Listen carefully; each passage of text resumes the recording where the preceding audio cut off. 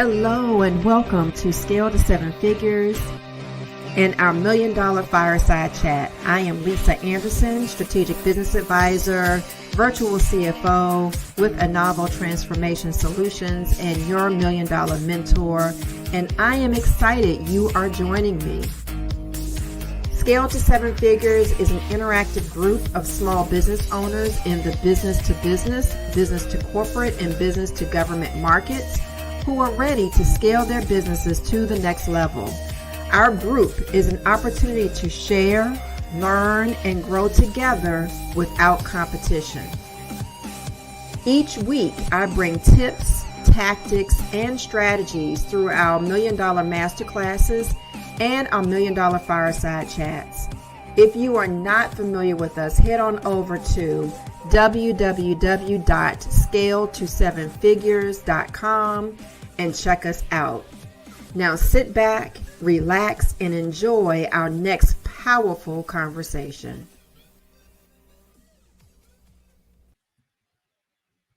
Well, hello, and welcome to today's $1 Million Masterclass. I am very excited, as always, that you are here joining me today. Please take a moment to say hello in the chat and let me know where you're listening from. Let me know if you are on Facebook or if you are on YouTube or if you are listening in from LinkedIn, because I'd love to know where you're joining us, and to also share your comments and let us know what you think about the topic that we're talking about today.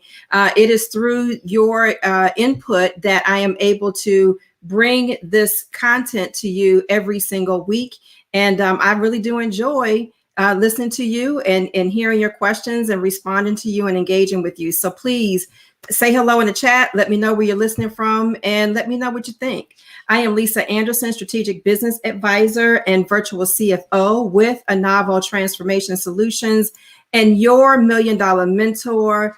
And boy, oh boy, oh boy, oh boy, can you believe it is March? I cannot believe it. As I'm sitting here in my home office, my window is straight in front of me and I can see the sun outside. I have not had an opportunity to get out today other than to let the dog out earlier this morning. And it was freezing cold this morning, but I understand the weather is nice. So as soon as we wrap up this evening, I think I'm just going to go out and sit on the porch for just a hot minute, just to soak up some of this sunshine and the nice weather that's outside. And I hope you will do the same thing. But as it is March, you probably saw my post today. March is a very interesting month as it relates to goals and following through and executing on the plans that we have set for ourselves in a year. Statistically speaking, March is the month when a lot of us just completely fall off. And so I don't want that to happen to you. I don't want you to fall off. I want you to stay engaged and excited and involved with your strategies and your growth objectives. And so what I want to do is take a minute to check your pulse. And so I'm going to ask you a few questions, and I want you to please just let me think. Let me know what you're thinking, how you're responding. What are your responses to these questions that I'm going to ask you? So the first one is, what were your goals? What were your goals for this quarter as you were coming into this year? What were your goals? What were your big, lofty goals? Revenue? What was the big opportunity that you were planning to pursue this year? What was the big relationship you were looking to foster? And then the next question is, how are you coming along? How are you coming along with those goals? How has the first quarters panned out for you so far? Is 2021 so far tracking to be a champion year? Remember, at the top of this year, I claimed 2021 to be a champion year, and we want to make certain that we continue to fall in line with that. So don't fall into the normal trap that I mentioned earlier of losing momentum or settling down before you've had a chance to achieve the success that you intended for this year. Don't do that. Don't allow things to die off. Just like dieting, right? This month is when things start to slide a little bit. With dieting, we, either lose sight of our goals or we lose interest. And so I don't want that to be your story. Let's not allow that to happen to you this year. So stay focused, stay motivated, and keep moving forward, my friend, because let me tell you, focus wins the race. Momentum is what we need. And if you continue to forge forward with your objectives, no matter what's happening around you, you will make this a 2021 a champion year. At the top of the year, I talked about 10 things that you need to do to make this a champion year. And so I do recommend go back and revisit that. Go back and take a look at our YouTube page at Scale to Seven Figures, and take a look at the masterclass that we did at the top of this year in January, where I shared the top 10 things that you need to do in order to make this a champion year. And then go back and really check your pulse to make certain that you are following through with your initiatives. All right. So let's do that. Let's do that. So here we are in March. It's the third month, the last month of the quarter, the third month of the year. And March is a special month. It really is. It's not just like I said, the end of the quarter or the last leg of this first quarter.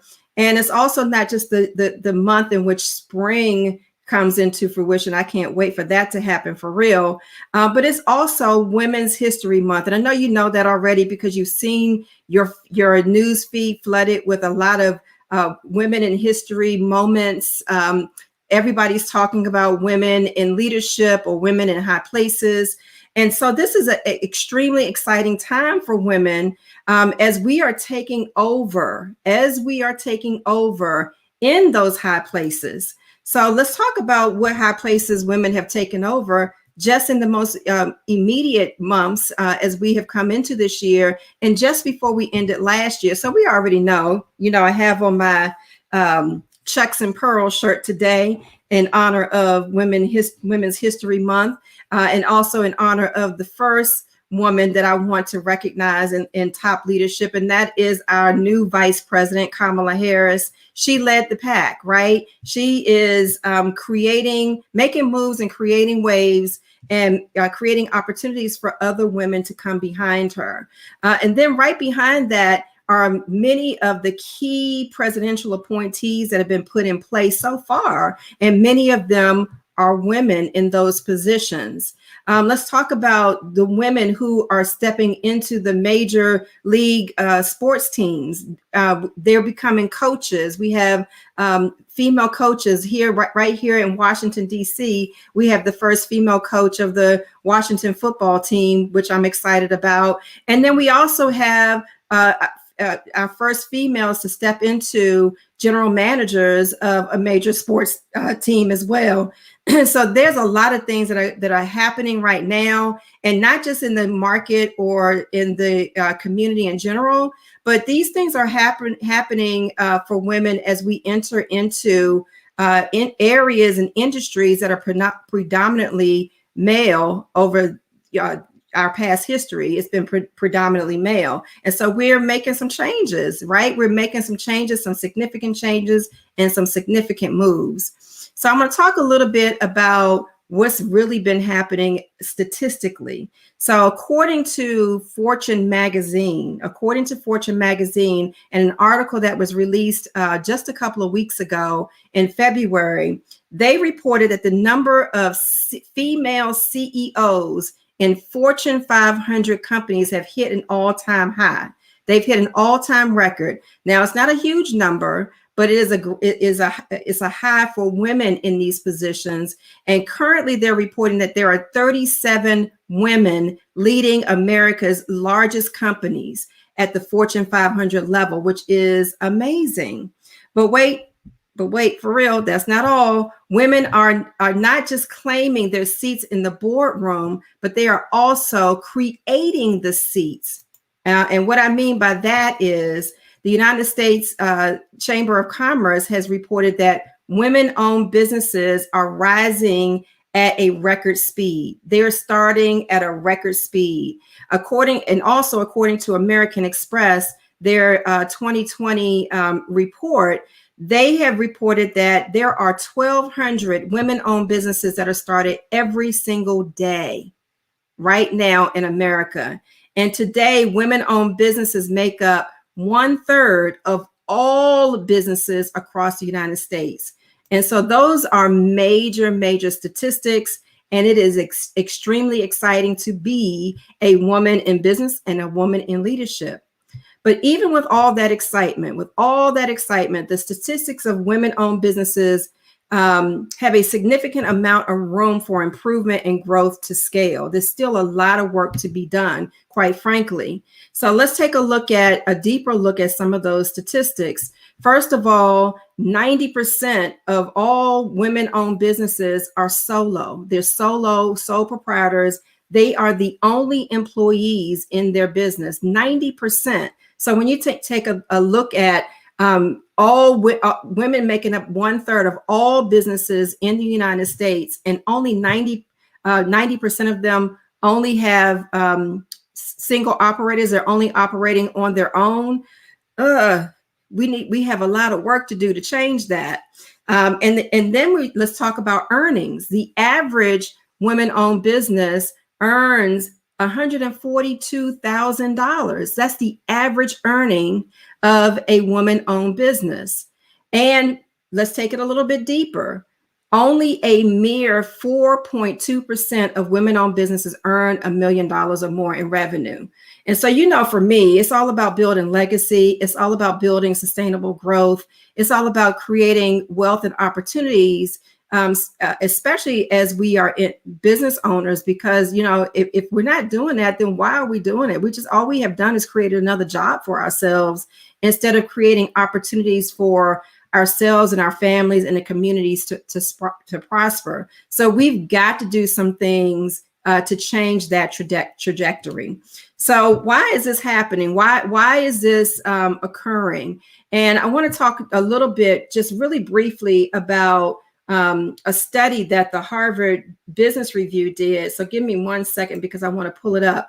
The Harvard Business Review did a study on women and rated them in certain areas as it related to against men, as it related to, or in comparison to men, as it related to key leadership capabilities.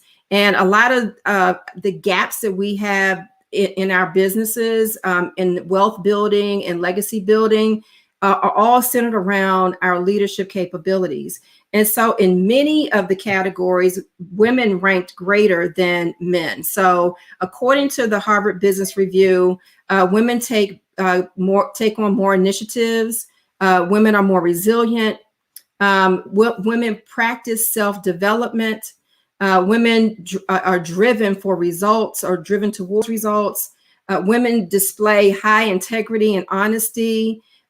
We are developers of others, but that's just our natural nature, especially if we are mothers or caregivers. We are developers of others by natural instinct. We are inspirers and motivators. We're more inspiring and motivating. We are bolder in leadership. But where we start to fall off centers around innovation, executing upon and delivering and really settling in on our technical or professional expertise, and then strategically developing perspectives. So that's kind of where we fall off. Men are stronger in those areas than we are. So we're stronger in some of the touchy-feely things, and men are stronger as it relates to forging forward with strategy and execution. So I found this to be extremely interesting as I took a look at this, and I started to think about some of the women in business that we work with. When we take a look at the client base that we serve, the majority of our clients are minority business owners or women business owners, but we most certainly serve the small business community in general. And when I take a look at what are some of the things that have kind of stood in our way, right? When I look at myself and some of the things that took me a little while to execute in my business, have prevented me from moving fast. What are the things that have stood in our way? And in general, it is the way we are wired. The way we are wired is stunting our growth. So what does that mean? So there are 9 things that I've taken a look at myself, that I've assessed as it relates to those I've worked with over the last several years, decades that I've been in my profession. And then also looking at myself, looking at my daughters, and looking at, other women in my circle. And here's some of the things that, kind of prevent us from moving forward. First of all, is self-love. We tend to, it's self-love, and I'm going to say self-care. I kind of put those two together. We tend to put ourselves at the bottom of the list, right? We put everybody else ahead of us, and we're at the bottom of the list. And generally, quite frankly, we don't get back to ourselves. So we continue to work and work and work and work hard for everybody else. As I mentioned before, we are motivating, we are inspiring, we are caregivers of the other, of everyone else, but we just simply don't care for ourselves. And so self-love and self-care, and the way that we are wired, the way that we operate by nature and instinct, is keeping us from, forging forward and growing significantly, building those legacies. Self-acknowledgement, that's another one. Recognizing our self-worth, recognizing, the things that our accomplishments and our expertise and the credibility and all the things that come with, that make up who we are, that make us a strong candidate for every single thing, every single opportunity that we pursue. We don't acknowledge those things. It takes us a long time to pat ourselves on the back. And in some cases, we never do it.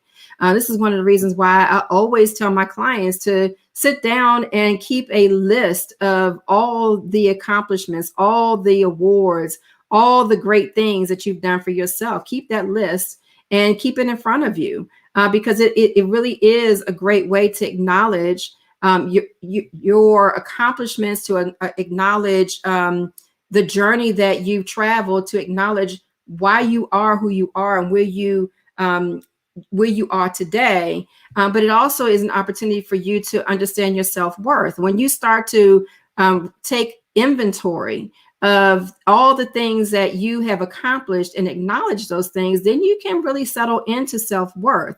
And until then, you will continue to settle for less, to lower your prices, just immediately, even without comparing your prices to other businesses. You just automatically go for the lower end. And so you want to make certain that you step outside of that hardwire and really take inventory of your acknowledgement, so that you can understand your self-wealth.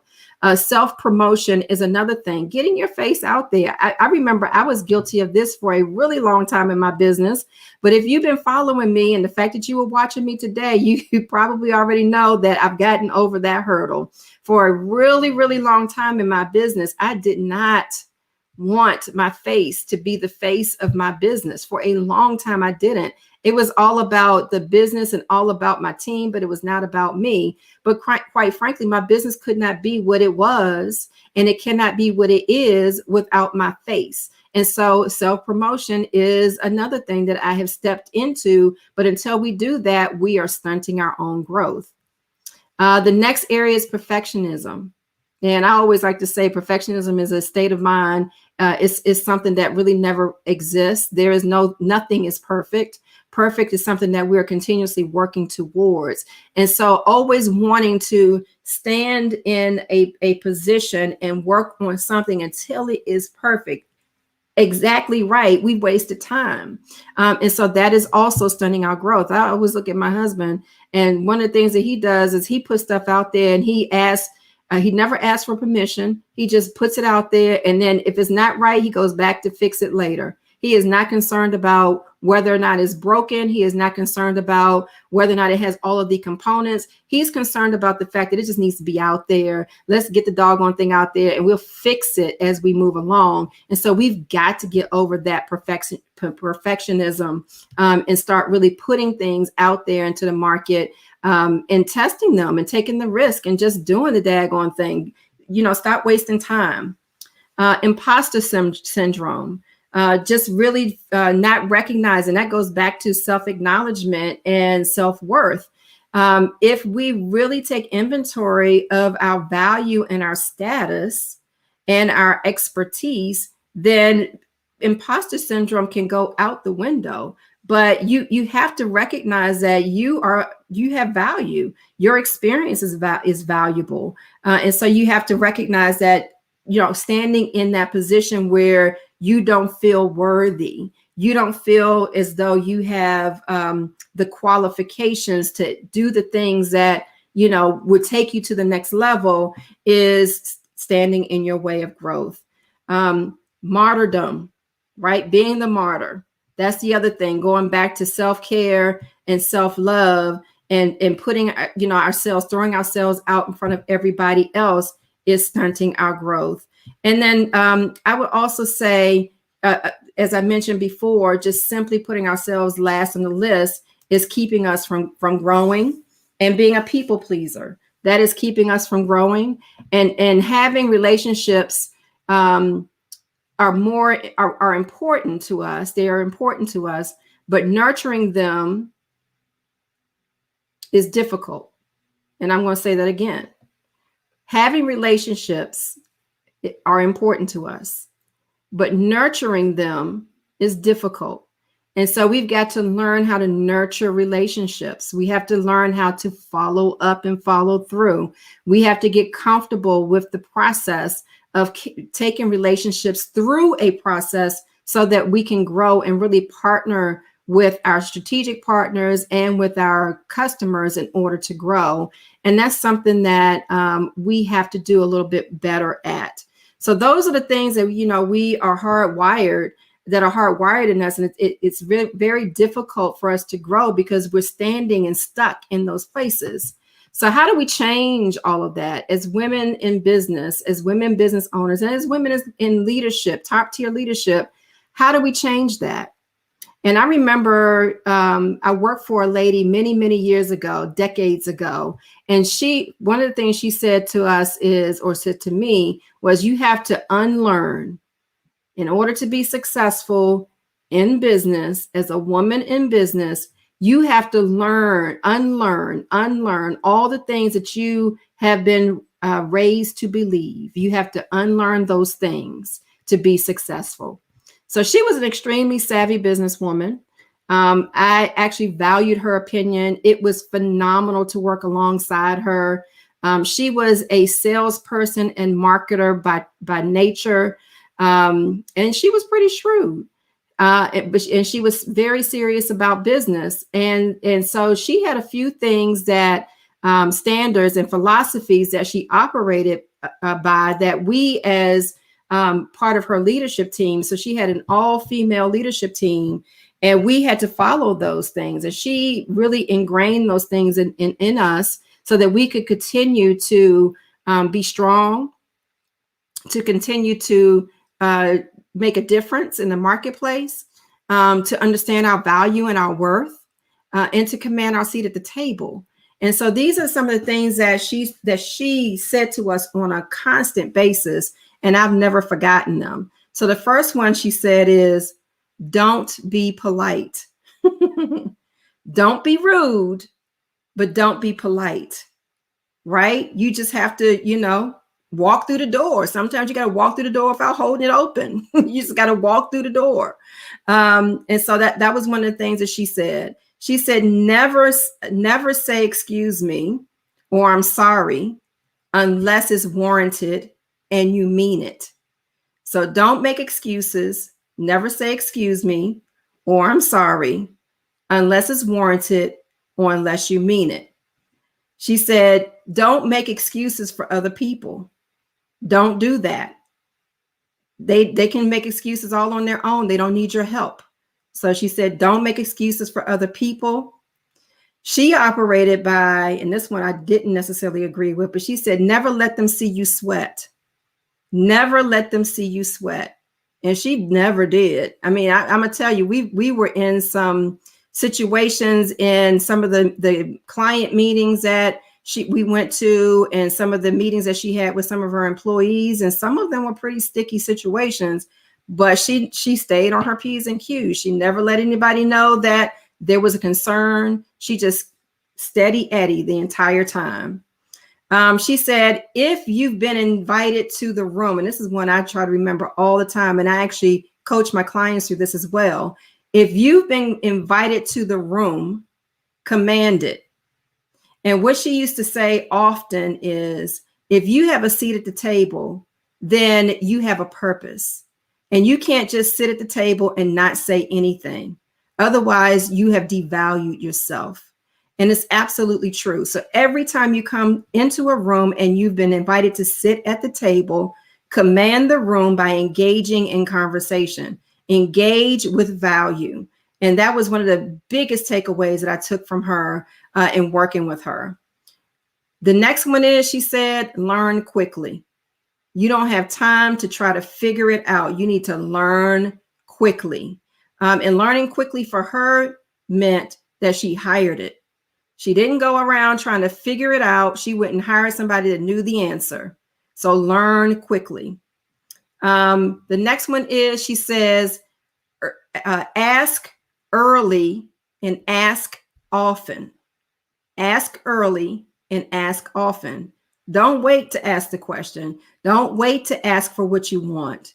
Ask early and ask often. Because if you wait, somebody else is going to ask before you get there and it's going to be gone. And those were her words exactly. She said, put yourself on the calendar first and always. And that is what I live by. Put yourself on the calendar first and always. When I come into the beginning of every year and every month, I put myself on the calendar first.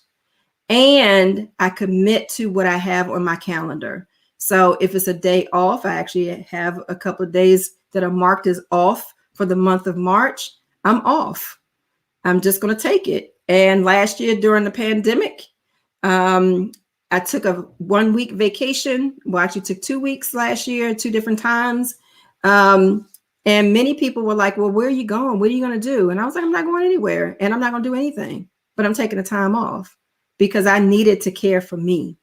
And so that was one of the things that she said often as well. And then the last thing was, do the opposite of everything we learned growing up, and then also do the opposite of what everyone else is doing in the market. So don't go with mainstream, figure it out and do something different. So those are the things that she lived by, that she instilled in us as her leadership team, that she expected us to execute upon on a regular basis. And I took those philosophies with me. And I'll be honest with you, in the very beginning, it was uncomfortable. It wasn't something that came natural to me. So it took me a while to settle into some of those things. And certainly it did require a little bit of practice in order for me to feel like I was a game changer, because I am a game changer. But I had to do it. I had to put the practice in. And so I went against my intuition. And quite frankly, for a while, I did feel like a round peg trying to force itself into a square hole. But I got in there. Let me tell you, I got in there and the end result was phenomenal. The end result was phenomenal. But here's what happened with my discomfort, with my, feeling like I was going against my own grain. When I started to recognize that my politeness, the excuse me's, allowing others to take command of the room, my daintiness, when I recognized that those things left me in the position, in certain positions, in a certain status, in a certain earning category, I really quickly got into the mindset shift to start to change a little bit. And then the other thing that helped me too is being the only girl growing up in a house full of boys. That helped me as well. And then not to mention that I was able to settle a little bit into my introversion, which became one of my secret weapons. So I got comfortable with the uncomfortable, and that helped me create my success as a business owner, as a woman in business. I learned how to incorporate the shifts and changes in my approach. And I started to marry all those things, and they became strengths for me. I started to shift. And so when I started to shift, then what happened? How did that shift change me and my trajectory in my business? So here's what happened for me. When I started to really lean in and settle in and change the way that I was wired and start doing things a little bit differently, to really embrace and incorporate some of the philosophies that my previous employer and mentors instilled in me, things started to happen. So the first thing is I started to control my own destiny. I recognized what my value was. I recognized what my interests were, and I started to take control of that destiny. I started to claim my worth unapologetically. I actually just got off the phone call with a small business owner, and we talked about claiming your self-worth, claiming your worth in business. And one of the things we talked about as it relates to that is your pricing and how you've got to settle in, do an analysis and see how you compare to a few others. And once you identify that you are undervalued, change the daggone price. Seriously, I go through that exercise as often as I can. But I do, I step into my worth unapologetically. I don't, one of my philosophies is don't scale your price, scale your offer. And so if my worth doesn't mesh with the other party, then let's scale back the offer. Let's scale back the what we're offering you so that we can meet your objectives. But I know what my value is. I know how long it took me to get to this place. I know what it took for me to get to this place. I know what it takes for my team to execute. I know what my overhead is. So I'm unapologetic about the worth. I took claim of my own time. And as I mentioned before, I put myself on the calendar first, and I put myself on the calendar often. I entered into the 7% club. So, I used to talk about it being a 9% club, but things changed in 2020. And so now it's a 7% club. And what that means is only 7% of all small businesses in the United States earn $1 million or more in revenue. So that helped me, the shifts helped me put myself into the 7% club. And then finally, I started to build legacies. So I built my first legacy. That legacy was to get my children to and through college without debt. And I did that with my first business. And when I sold it, we had accomplished that. Now I'm on my second legacy, and my second legacy is for my children to engage and involve themselves in this business so that this business can become their business. And we are working towards that as well. And so shifting my mindset, shifting my positioning, shifting the way I was wired helped me become a game changer.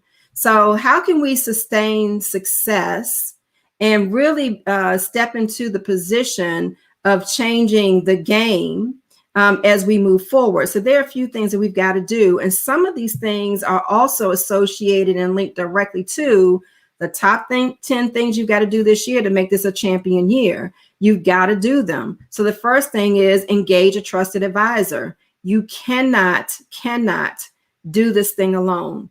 Business is a game sport. You don't know what's at the next level. You need accountability. You need encouragement, and you need advisory and foresight in order to be able to move forward. You're going to take a lot of risks in business. And if you don't have the appropriate advisors to help you move forward, to provide you with insight and input as to what you're about to embark upon and how to maneuver and manage your way around those things successfully, then you're going to stay stuck.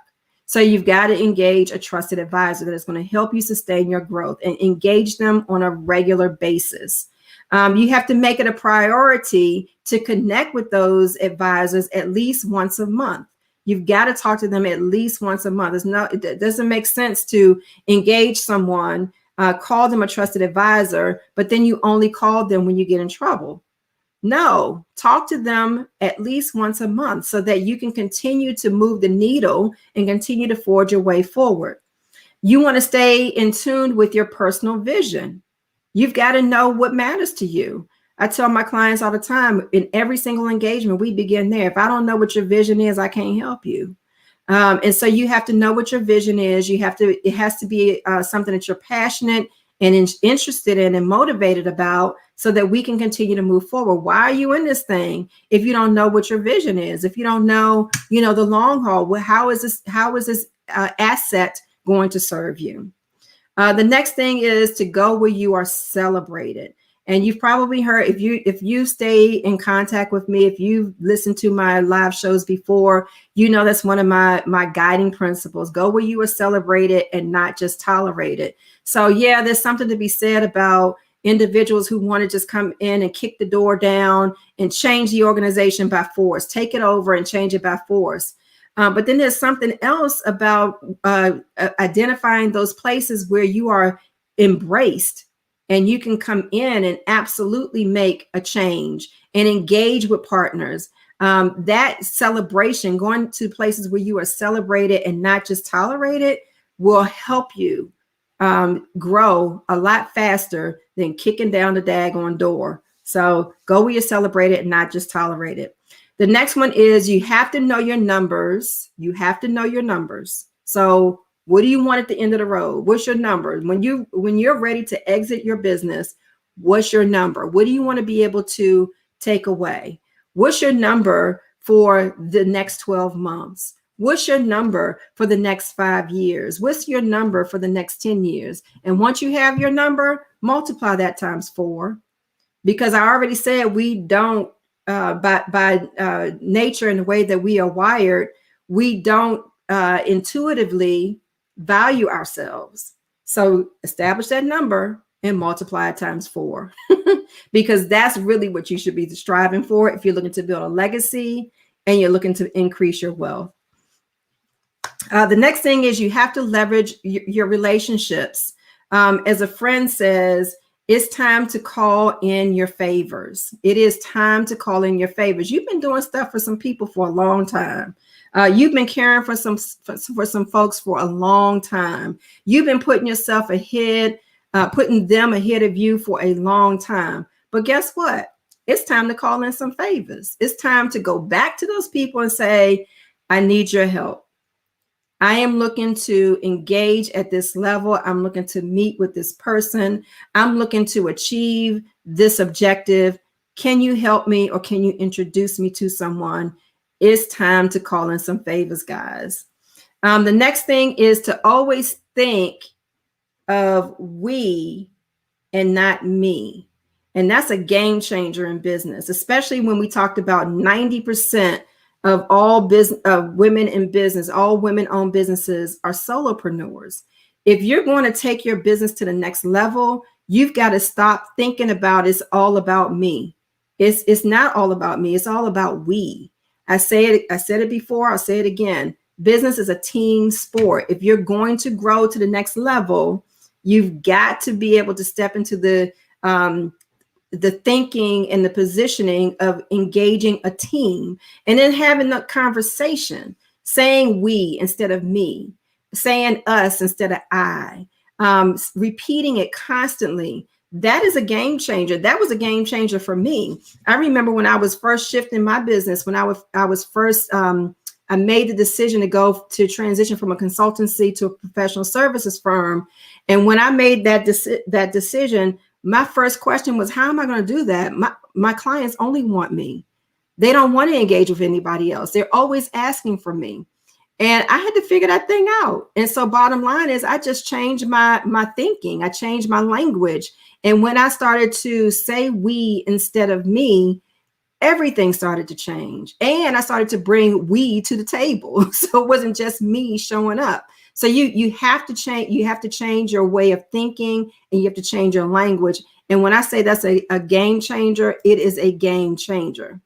So yesterday I had a strategy tag up with one of my clients who I am really, really proud of. She has been doing some things to shift her business. She's been doing some things to advance to the next level, to go from what we call lifestyle into the leverage position, and really step solidly into her CEO stance.